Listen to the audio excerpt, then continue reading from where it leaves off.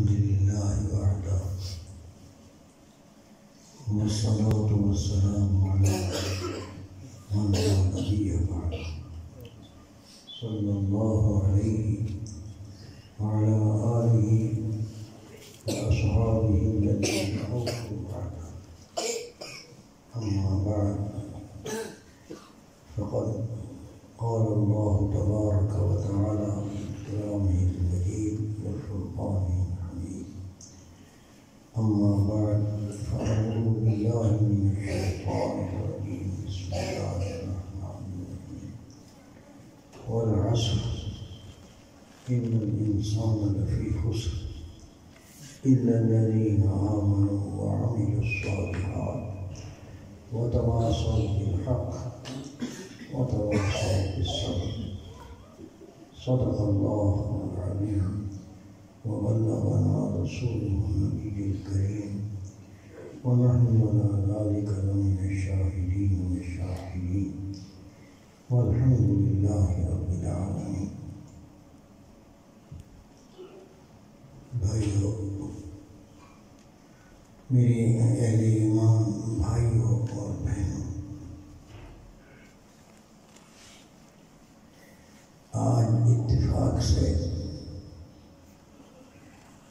ہم آئے تو وقت ہمارے پاس کچھ تھا، کچھ ساتھیوں نے انتظام کیا تھا. میں غلام فرید صاحب دامت برکات ہونا لیا کہ کچھ شاگرد یہاں تھے، یہاں کے رہنے والے تودا بستی کے.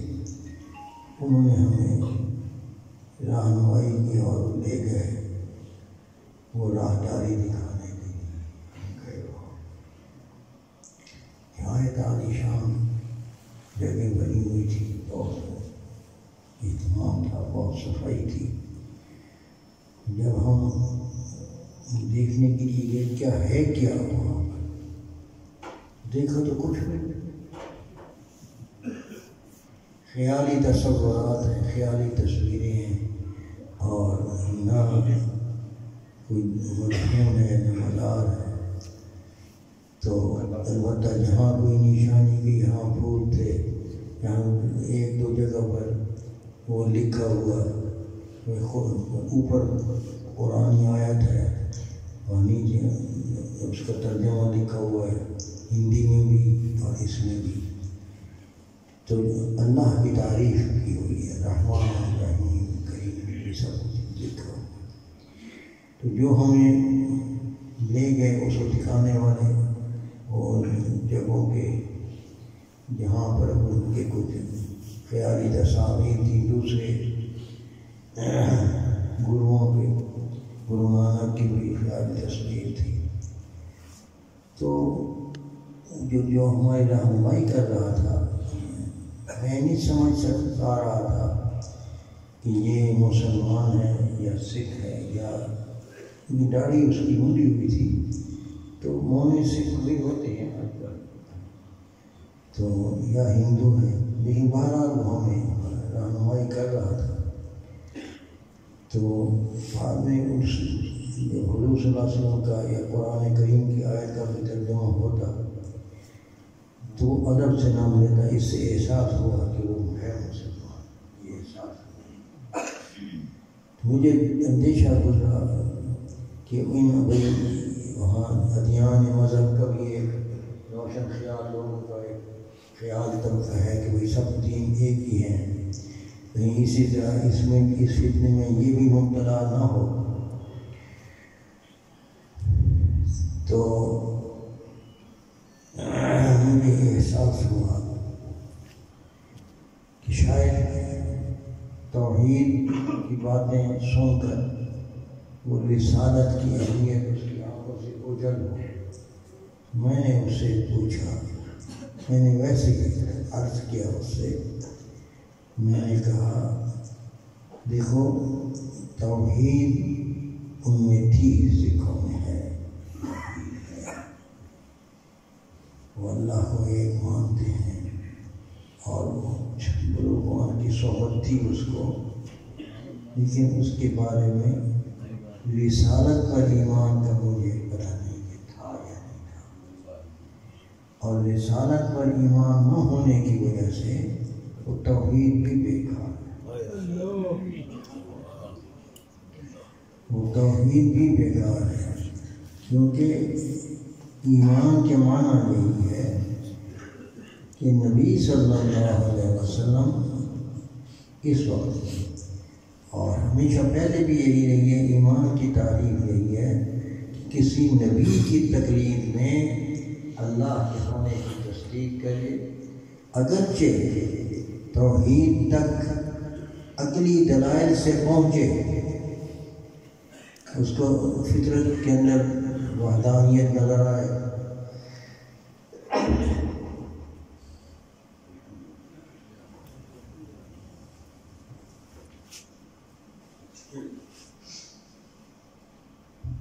لیکن ایمان معتبر وہی ہے جو نبی کی تصدیق کے ساتھ ہو، نبی کی تقلید شخصی، وہی ایمان معتبر ہے۔ جب میں نے اس کو یہ بات کہی کہ میں نے کہا وہ رسالت کا ان کے یہاں رسالت کا تصور نہیں ہے، تو کہنے لگے جی ہاں، یہ آپ نے بہت میری توجہ اس طرف دلائی، بہت اچھی بات کی۔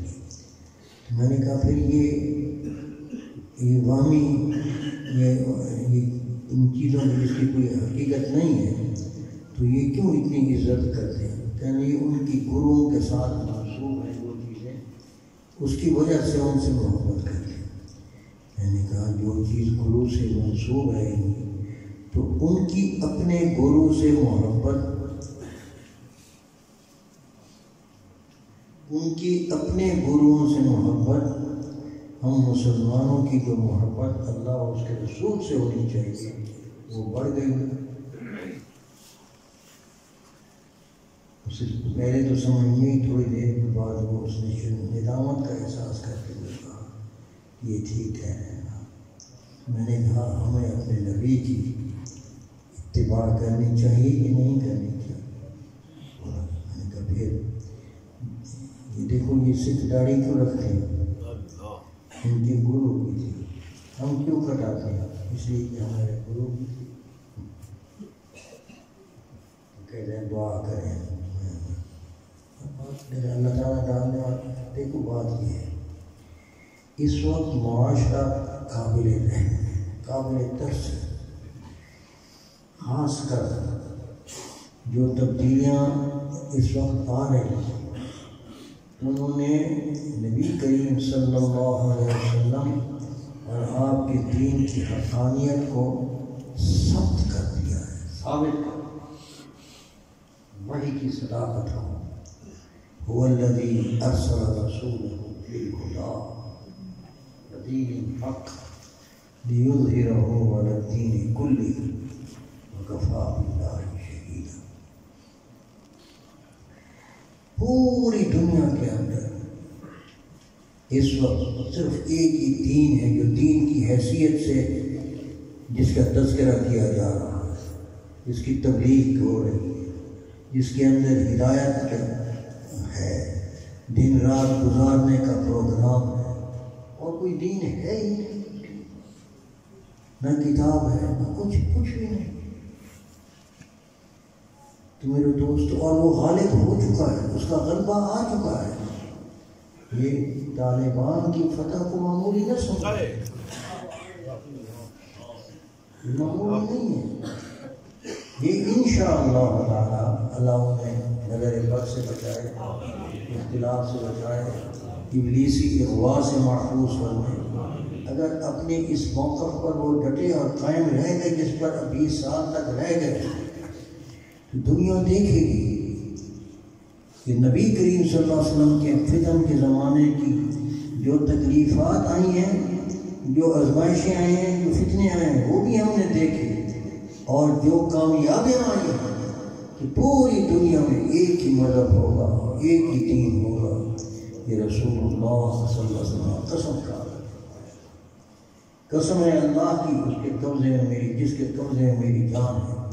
قیامت قائم نہیں ہوگی جب تک لوگ عیسیٰ ابن مریم کو گلیوں میں چلتا ہوا نہیں دیکھیں، اور مہدی کو نہیں دیکھیں، اور مہدی اور عیسیٰ مل کر حکمرانی کریں گے، شریعت محمدیہ کو رائج کریں گے اور پوری دنیا پر دین اسلام رائج ہوگا، اور جن جن مسائل میں وہ اجتہاد کریں گے حضور نے ان کی بھی نشاندہی فرمائی۔ خنزیر کو قتل کریں گے حدیث علیہ السلام، شراب کو حرام قرار دیں گے اور جزیہ اٹھائیں گے۔ کیوں؟ جزیہ کی مشروعیت صرف اس واسطے تھی کہ غیر مسلموں کو مسلمانوں کے معاشرے میں رہ کر توحید اور دین حق کو سمجھنے کا موقع ملے، اس لیے کچھ رقم لے کر ان کی جان و مال کو محفوظ رکھا گیا۔ لیکن اب جب حق واضح ہو گیا، اب سختی نہیں، جب کسی مجرم کا کسی ملزم کا جرم ثابت ہو جائے تو وہ ملزم نہیں رہتا، پھر وہ مجرم ہوتا ہے، اور مجرم کے لیے سزا، اور وہ سزا ظلم نہیں ہوتا، وہ اس کا حق ظلم نہیں ہوتا، وہ جبر نہیں ہوتا، وہ اکراہ نہیں ہوتا۔ اس لیے بعض علماء نے لا اکراہ فی الدین قد تبین الرشد من الغی، اس کو انشاء نہیں کہا، خبر کری، یعنی انشاء بمعنی خبر کے، لا اکراہ فی الدین، یعنی دین میں اکراہ ہو ہی ممکن نہیں ہے۔ کیوں؟ جو دین حق ہو اس کو ماننا فرض ہے اور نہ ماننا جرم ہے۔ جب یہ ثابت ہو جائے قد تبین الرشد من الغی، جب ہدایت واضح ہو جائے گمراہی سے، تو پھر اس کا جو نہ مانے وہ ملزم نہیں، وہ مجرم ہے، اور اس پر پھر سختی کرنا یہ اکراہ نہیں، یہ اس کا مستحق ہے۔ یہ معنی بھی کیا گیا تھا وَمَن يَكْفُرْ بِالطَّاغُوتِ وَيُؤْمِنْ بِاللَّهِ فَقَدِ اسْتَمْسَكَ بِالْعُرْوَةِ الْوُثْقَىٰ۔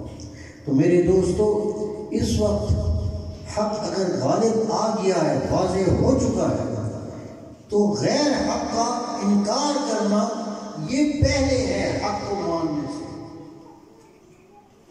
وَمَن يَكْفُرْ بِالطَّاغُوتِ وَيُؤْمِنْ بِاللَّهِ، جو شخص طاغوت کا انکار کرے پھر ایمان لائے اللہ پر، فقد استمسک بالعروۃ الوثقیٰ، پھر اس نے مضبوط کڑے کو ہاتھ ڈالا ہے اس کا۔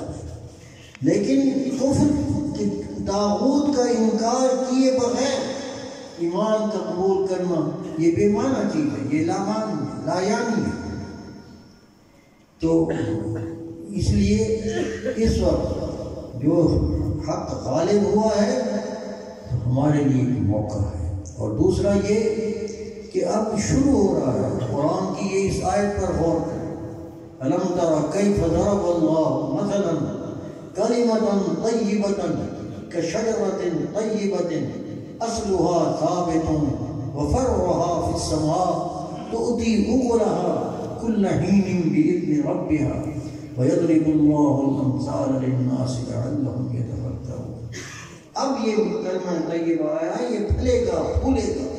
وَمَثَلُ كَلِمَةٍ خَبِيثَةٍ كَشَجَرَةٍ خَبِيثَةٍ اجْتُثَّتْ مِنْ فَوْقِ الْأَرْضِ، جن کی جڑیں کوئی نہ ہوں، یہ وہ کلمہ ہے خبیث کلمہ، مَا لَهَا مِنْ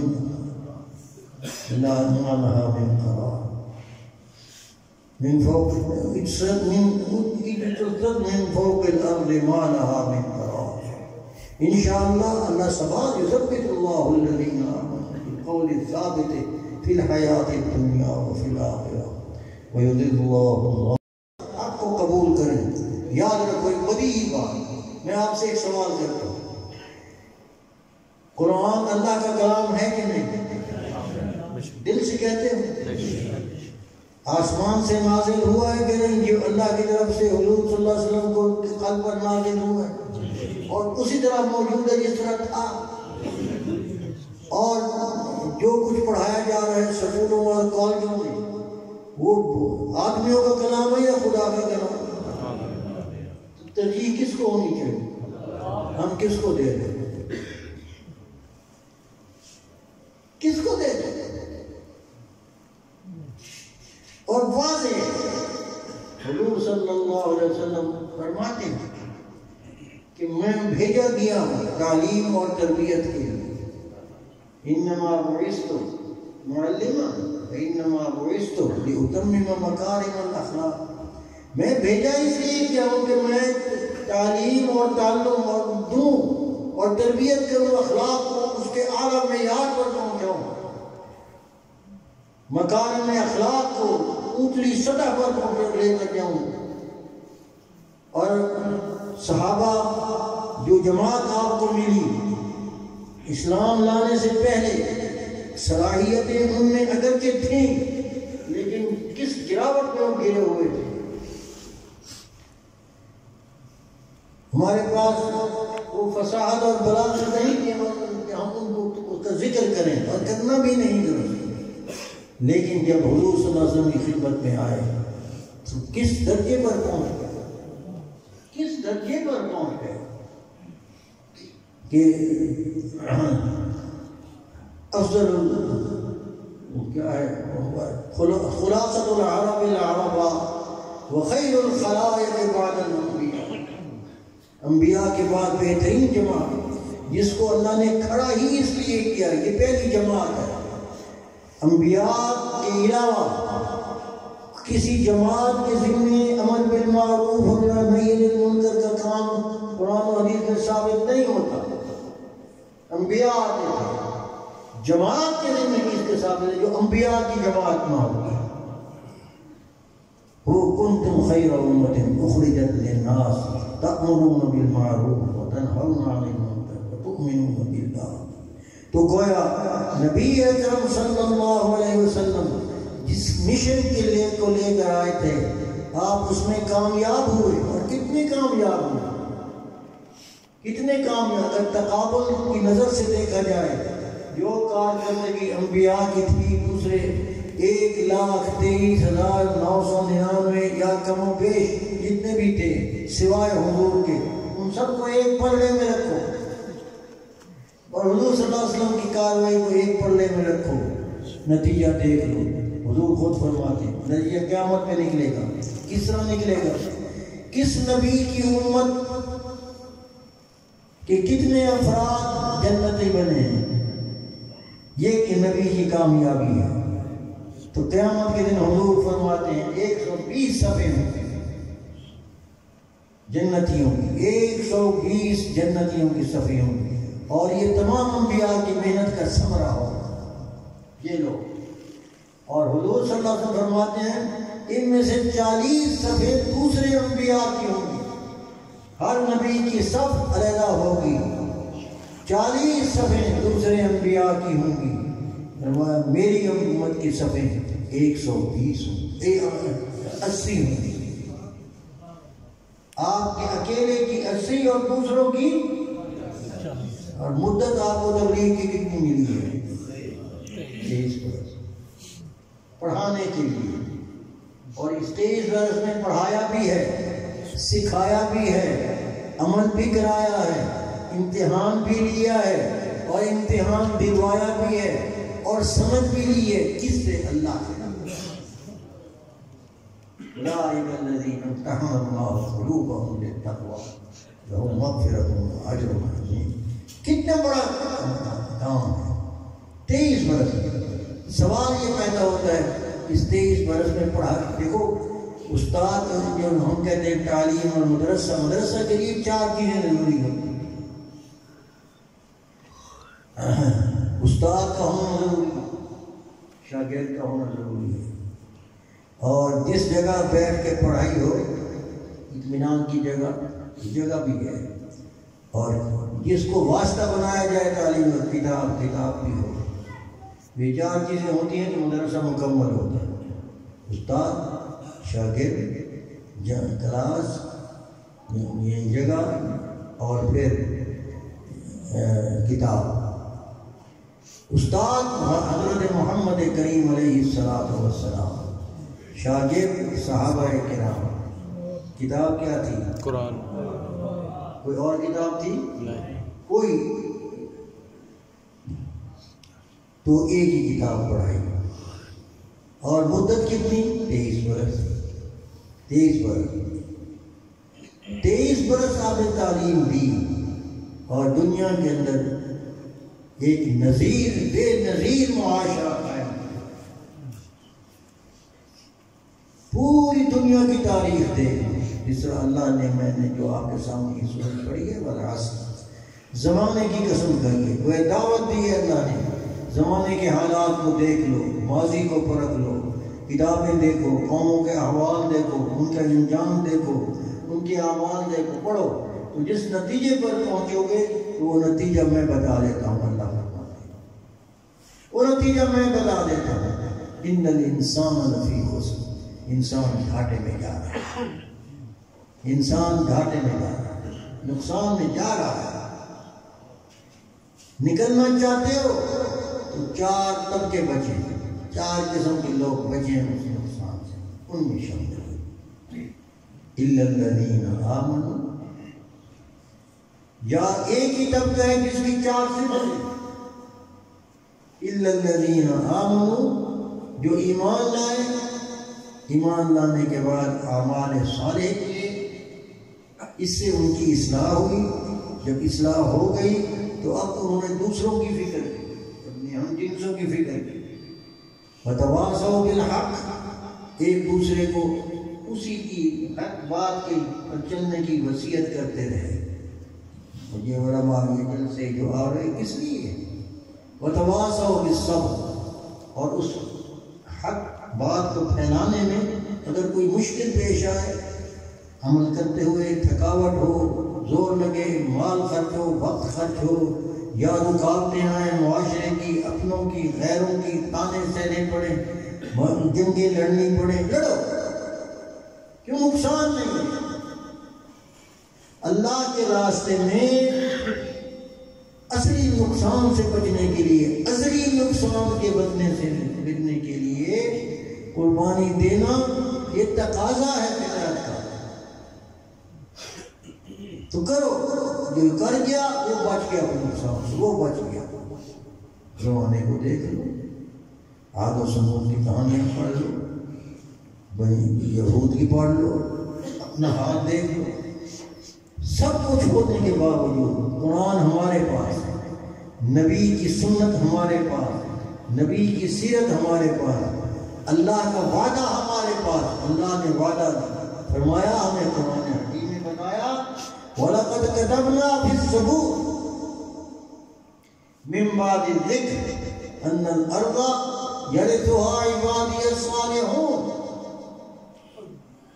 یہ زمین کے وارث میرے نیک بندے ہوں گے۔ اللہ نے وعدہ کیا، زمین کے وارث میرے، زمین میراث ہے میرے نیک بندوں کی۔ اب وہ نیکی کیا ہے؟ وہ نبی کی تعلیم ہے، وہ اتباع ہے، یہی تو ہے، بدا ایمان، عمل صالح، تواصی بالحق، تواصی بالصبر۔ اب سمجھو ایمان کیا ہے۔ ایمان جیسا کہ اس فقیر نے عرض بھی کیا اور علماء کی موجودگی میں، ایمان نام ہے سچ کی نسبت دینا، تصدیق۔ تصدیق کے معنی کیا ہے؟ سچ تصدیق کرنا، سچ کی نسبت دینا۔ یہ کوئی عبارت ہے اس کی تصدیق کرو، کیا مطلب؟ میں گواہی دیتا ہوں یہ درست ہے، دیکھ کے دے دے، اس کی تصدیق کرنی۔ تو سچ کی نسبت دینا کسی بات کو، نبی کریم صلی اللہ علیہ وسلم کی ہر خبر کو سچا سمجھنا۔ آپ طالب علم کو پڑھاتے ہیں عربی والے، نحو کے اندر پہلا سبق جب جملے پڑھاتے ہیں، جملہ خبریہ کی تعریف یہ کرتے ہیں، خبر وہ ہوتی ہے جس میں سچ کہنے والے کو سچا اور جھوٹا کہنے کا گنجائش ہو، یہ عام جملہ خبریہ کی تعریف ہے۔ لیکن ایمان کے لیے وہ جو تکذیب، اس کو جھوٹا کہنے والی جو نسبت ہے اس کو نفی کرتی ہے۔ ایمان اس خبر کو کہتے ہیں جو اللہ کے نبی نے دی ہو اور ہم نے اس کی تصدیق کی ہو، اس تصدیق کی وجہ سے ہم ایمان والے ہو گئے۔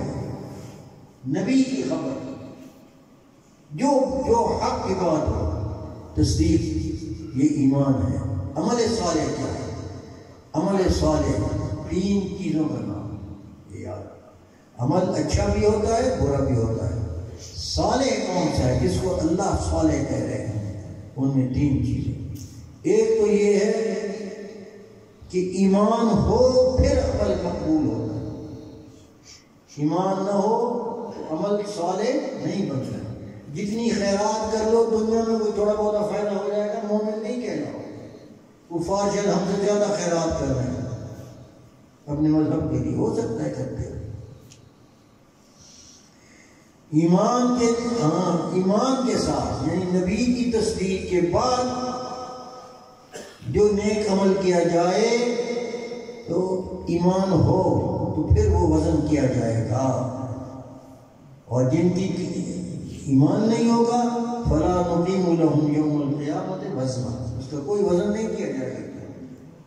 الذین ضل سعیهم فی الحیات الدنیا وفی الآخرۃ هم یحسنون وهم یحسبون انہم یحسنون صنعا، جنہوں نے دنیا کے لیے عمل کیا اور آخرت کے لیے نہ کیا، نبی کی کہنے پر نہ کیا، تو ان کا کوئی وزن نہیں ہوگا قیامت کے دن۔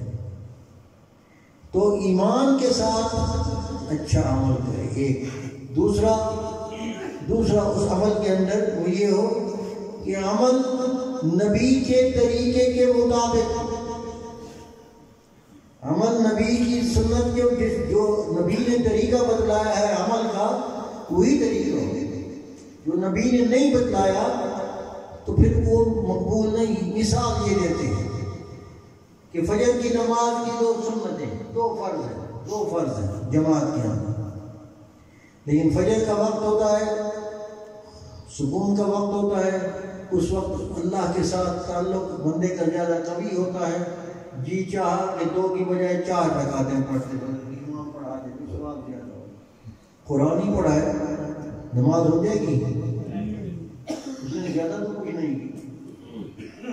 دیکھو جی جو نماز کوئی فتویٰ یہ لگائے امام نے کیا ہوا 2 کی بجائے 4 کوئی اللہ کو خوش کرنے کے لیے آج پڑھ دی، تو اس کو فتویٰ لگ گیا کہ نماز نہیں۔ کوئی بظاہر یہ بات لگتی ہے، لیکن کیا بات کیا ہے کہ ہماری رائے کا یہاں وقت کوئی نہیں۔ کیوں؟ یہ بات سمجھنے کی ہے، اس لیے کہ اس میں ایک خفیہ دعویٰ ہے نبوت۔ ہر بدعت بری کیوں ہوتی ہے؟